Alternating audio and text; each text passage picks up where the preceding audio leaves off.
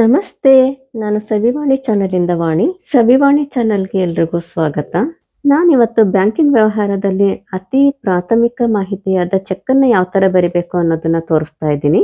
ನಮ್ಮ ಖಾತೆಯಲ್ಲಿರೋ ದುಡ್ಡನ್ನ ನಾವು ವಾಪಸ್ ತಗೋಬೇಕಾದ್ರೆ ಚೆಕ್ಕನ್ನು ಯಾವ ಥರ ಬರಿಬೇಕು, ಕನ್ನಡದಲ್ಲಿ ಬರೆಯೋದು, ಇಂಗ್ಲಿಷಲ್ಲಿ ಬರೆಯೋದು, ಚೆಕ್ಕನ್ನು ಬೇರೆಯವರಿಗೆ ಕೊಡಬೇಕಾದ್ರೆ ಯಾವ ಥರ ಬರಿಬೇಕು, ಯಾವ ರೀತಿಯ ಚೆಕ್ಗಳಿಗೆ ಲೆಫ್ಟ್ ಹ್ಯಾಂಡ್ ಕಾರ್ನರಲ್ಲಿ ಲೈನ್ ಹಾಕಿ ಕ್ರಾಸ್ ಮಾಡಬೇಕು, ಮತ್ತು ನೀವು ಡಿ ತಗೋಬೇಕಾದ್ರೆ ಚೆಕ್ನ ಯಾವ ಥರ ಬರಿಬೇಕು, ನೆಫ್ಟ್ ಮತ್ತು RTGS ಮಾಡಬೇಕಾದ್ರೆ ಚೆಕ್ಕನ್ನು ಯಾವ ಥರ ಬರಿಬೇಕು, ಇದೆಲ್ಲ ರೀತಿಯ ಪ್ರಾಥಮಿಕ ಮಾಹಿತಿಯನ್ನು ನಾನಿಲ್ಲಿ ತಿಳಿಸ್ಕೊಡ್ತಾ ಇದ್ದೀನಿ.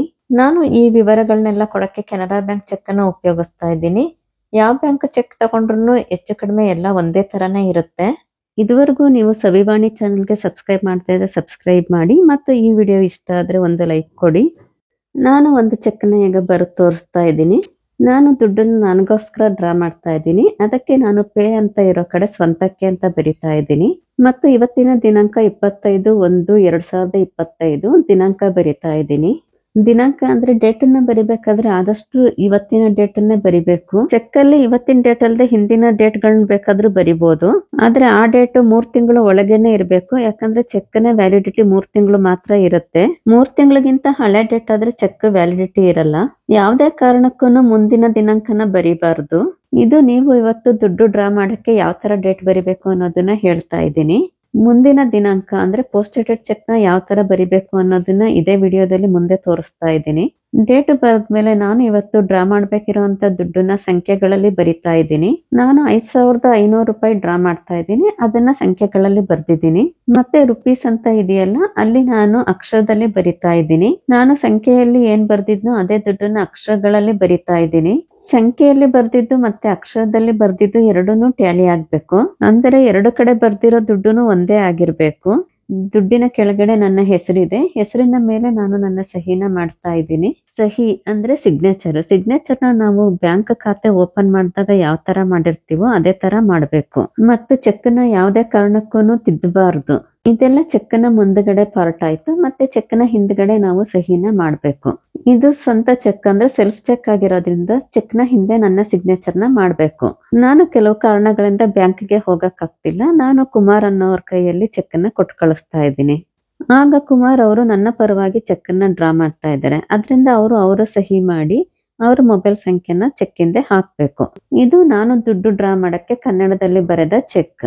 ಇದೇ ಚೆಕ್ಕನ್ನ ಇಂಗ್ಲಿಷ್ ಅಲ್ಲಿ ಬರೆಯೋ ಹಾಗಿದ್ರೆ ಪೇ ಅನ್ನೋ ಕಡೆ ಸೆಲ್ಫ್ ಅಂತ ಬರಿಬೇಕು.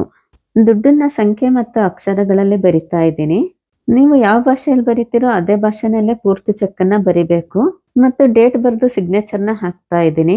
ಸಿಗ್ನೇಚರ್ನ ಹಾಕ್ಬೇಕಾದ್ರೆ ನಾನು ಇಂಗ್ಲಿಷಲ್ಲಿ ಚೆಕ್ ಬರೀತಿದ್ದೀನಿ ಅಂತ ಇಂಗ್ಲಿಷಲ್ಲಿ ಸಿಗ್ನೇಚರ್ನ ಹಾಕ್ಬಾರ್ದು. ನಾನು ನನ್ನ ಅಕೌಂಟ್ ಓಪನ್ ಮಾಡಿದಾಗ ಕನ್ನಡದಲ್ಲಿ ಸಿಗ್ನೇಚರ್ ಮಾಡಿದ್ದೆ. ಅದರಿಂದ ಕನ್ನಡದಲ್ಲೇನೆ ಸಿಗ್ನೇಚರ್ನ ಹಾಕ್ಬೇಕು. ಇದು ಇಂಗ್ಲಿಷ್ ನಲ್ಲಿ ಬರೆದ ಸೆಲ್ಫ್ ಚೆಕ್. ಯಾವ ಭಾಷೆಯಲ್ಲಿ ಬರೆದ್ರು ಅಷ್ಟೇನೆ ಚೆಕ್ಕನ್ನ ತಿದ್ದದೆ ಬರಿಬೇಕು. ಮತ್ತು ದುಡ್ಡನ್ನ ನಾನು ಡ್ರಾ ಮಾಡಕ್ಕೆ ಹೋಗಿರೋದ್ರಿಂದ ಚೆಕ್ನ ಹಿಂದೆ ನನ್ನ ಸಿಗ್ನೇಚರ್ನ ಹಾಕ್ತಾ ಇದ್ದೀನಿ. ನಾನು ರಾಮಪ್ಪ ಅವ್ರಿಗೆ 10,000 ಚೆಕ್ಕನ್ನ ಕೊಡ್ತಾ ಇದ್ದೀನಿ. ನಾನು ಇವತ್ತಿನ ಡೇಟ್ ಅನ್ನ ಬರೆದು ಪೇ ಅನ್ನೋ ಕಡೆ ರಾಮಪ್ಪ ಅವರ ಹೆಸರನ್ನ ಬರಿತಾ ಇದ್ದೀನಿ ಮತ್ತು 10,000 ದುಡ್ಡನ್ನ ಸಂಖ್ಯೆಗಳಲ್ಲಿ ಮತ್ತು ಅಕ್ಷರಗಳಲ್ಲಿ ಬರಿತಾ ಇದ್ದೀನಿ.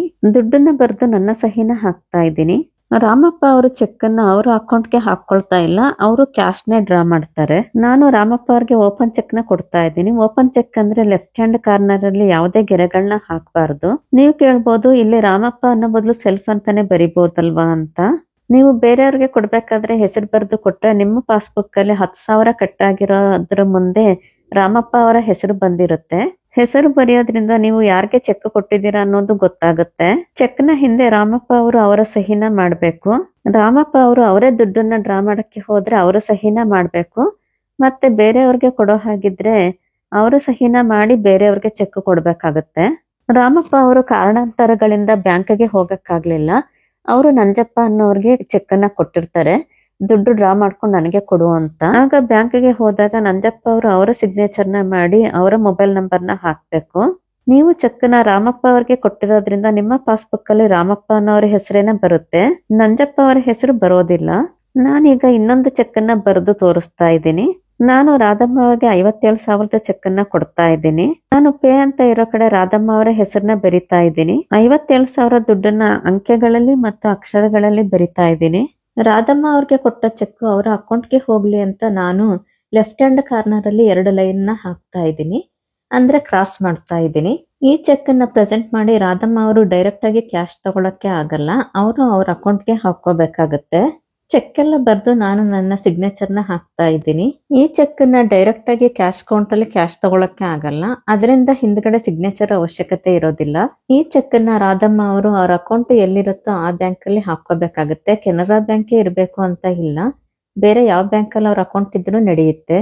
ನಾನು ಇನ್ನೊಂದು ಚೆಕ್ ಅನ್ನ ಬರಿತಾ ಇದ್ದೀನಿ. ನಾನು ಈ ಚೆಕ್ ಅನ್ನ ಕೃಷ್ಣಪ್ಪ ಅವ್ರಿಗೆ ಕೊಡ್ತಾ ಇದ್ದೀನಿ. ಇವತ್ತಿನ ದಿನಾಂಕ 25 ಜನವರಿ 2025. ಅಂದ್ರೆ ನಾನು 3/2/2025 ಡೇಟ್ ಬರಿತಾ ಇದ್ದೀನಿ. ನಾನು ಕೃಷ್ಣಪ್ಪ ಅವರಿಂದ ಕೆಲವು ವಸ್ತುಗಳನ್ನ ಪರ್ಚೇಸ್ ಮಾಡಿದ್ದೆ, ಅದರಲ್ಲಿ ಇನ್ನ 1-2 ಬರೋದು ಬಾಕಿ ಇದೆ.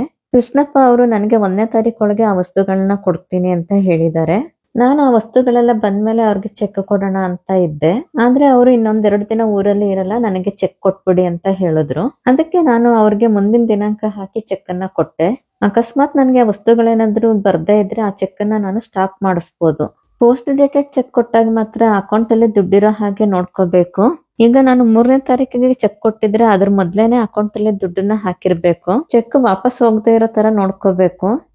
ಕೃಷ್ಣಪ್ಪ ಅವರು ನನಗೆ ಅವರ ಖಾತೆ ಸಂಖ್ಯೆನ ಚೆಕ್ ಅಲ್ಲಿ ಬರೀರಿ ಅಂತ ಹೇಳಿದ್ದಾರೆ. ಕ್ರಾಸ್ ಮಾಡಿರೋ ಚೆಕ್ ಅನ್ನ ಕೊಡ್ಬೇಕಾದ್ರೆ ಅವರ ಹೆಸರನ್ನ ಕರೆಕ್ಟ್ ಆಗಿ ಬರಿಬೇಕು. ಅವ್ರ ಹೆಸರಿಗೆ ಇನಿಷಿಯಲ್ ಇದ್ರೆ ಇನಿಷಿಯಲ್ ಕರೆಕ್ಟ್ ಆಗಿ ಬರಿಬೇಕು. ಕೃಷ್ಣಪ್ಪ ಅವರ ಹೆಸರು ಕೃಷ್ಣಪ್ಪ MS ಅಂತ ಇದೆ, ನಾನು ಕೃಷ್ಣಪ್ಪ MS ಅಂತಾನೆ ಬರೀತಾ ಇದ್ದೀನಿ. ಅವರ ಖಾತೆ ಸಂಖ್ಯೆ 9801. ಅವರ ಖಾತೆ SBI ಬ್ಯಾಂಕ್ ನಲ್ಲಿ ಇದೆ. SBI ನಲ್ಲಿ ಅವರ ಹೆಸರು ಕೃಷ್ಣಪ್ಪ MS ಅಂತಾನೆ ಇರಬೇಕು. ಅಕಸ್ಮಾತ್ ಅವರ ಹೆಸರಿನ ಇನಿಷಿಯಲ್ ಏನಾದ್ರೂ ಬೇರೆ ಇದ್ರೆ ಈ ಚೆಕ್ ಅನ್ನ ಆ ಖಾತೆಗೆ ಹಾಕೋದಕ್ಕೆ ಬರೋದಿಲ್ಲ. ಅದರಿಂದ ಕ್ರಾಸ್ ಮಾಡಿರೋ ಚೆಕ್ ಬರಿಬೇಕಾದ್ರೆ ಹುಷಾರಾಗಿ ಹೆಸರು ಖಾತೆ ಸಂಖ್ಯೆ ಎಲ್ಲ ಸರಿಯಾಗಿ ಇದೆಯಾ ನೋಡಿ ಬರಿಬೇಕಾಗತ್ತೆ. ಈಗ ನಾನು ಚೆಕ್ ಅಲ್ಲಿ ಖಾತೆ ಸಂಖ್ಯೆ ಬರ್ದಿರೋದ್ರಿಂದ ಅದೇ ಖಾತೆಗೆನೆ ಈ ಚೆಕ್ ಅನ್ನ ಡೆಪಾಸಿಟ್ ಮಾಡ್ಬೇಕಾಗತ್ತೆ, ಬೇರೆ ಖಾತೆಗೆ ಹಾಕೋದಕ್ಕೆ ಬರೋದಿಲ್ಲ. ನಾನೀಗ ಕೃಷ್ಣಪ್ಪ ಅವ್ರಿಗೆ 1,50,000 ಚೆಕ್ ಅನ್ನ ಬರ್ದಿದ್ದೀನಿ.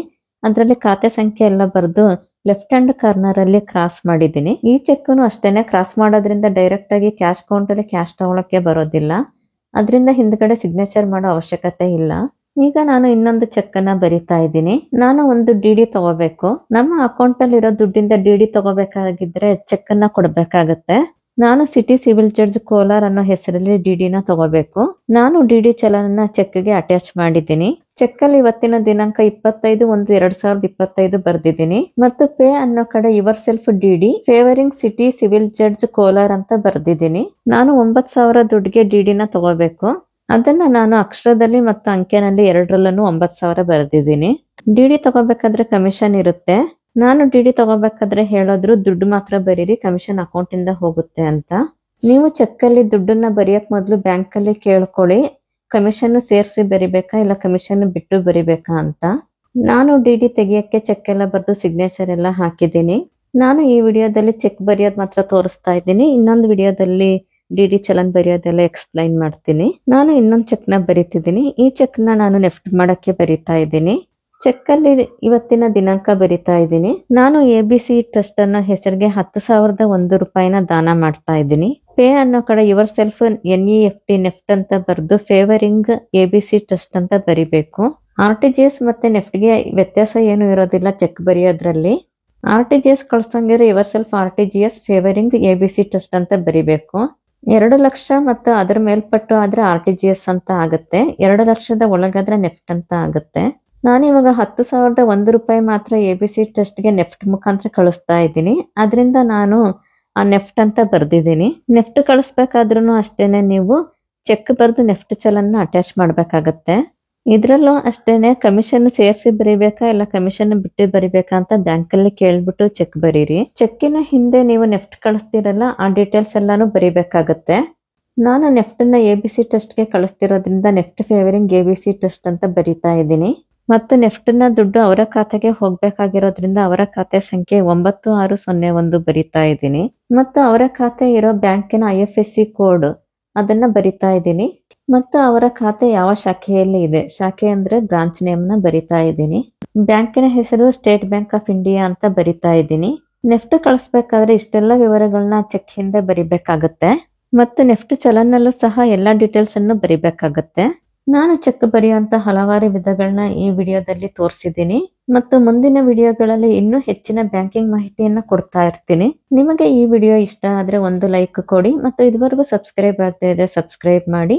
ನಮಸ್ತೆ.